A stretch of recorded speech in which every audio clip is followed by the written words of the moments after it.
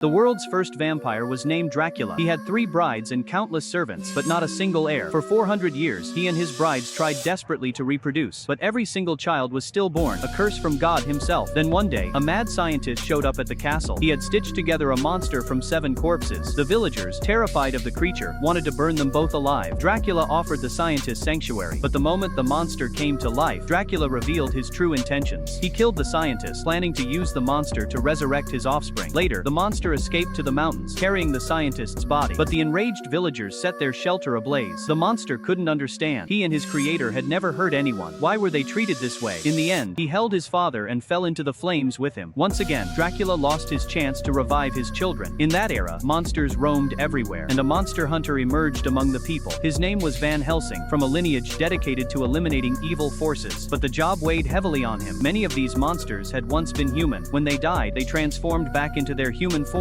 which is why his face often appeared on wanted posters. This time, his new mission was to protect the last 2 descendants of a vampire hunter bloodline. Garlic necklaces, holy water, silver weapons, crucifixes, all effective weapons against vampires. He brought his assistant and traveled to the town where the vampire hunters lived. Because vampires frequently prowled the area, the townspeople were deeply suspicious of strangers. Her name was Anna, the last vampire hunter Van Helsing was sent to protect. She wasn't exactly thrilled about his arrival either. Suddenly, vampires launched a surprise attack and snatched Anna. After Van Helsing rescued her, he drew his crossbow. A battle was about to break out. Then the sun rose, and the vampires vanished. They couldn't survive in daylight, but years of experience kept Van Helsing and Anna on high alert. They fixed their eyes on an ancient well below. Sure enough, dark clouds rolled in, blocking the sun, and a vampire shot out of the well, grabbing Anna again. Van Helsing fired an arrow straight through the vampire's wing, and Anna was saved. She ducked inside a house, only to be cornered by another vampire. From outside, Van Helsing loaded his crossbow with holy water from the church, and shot an arrow straight through the vampire bride's heart. She turned to ash instantly,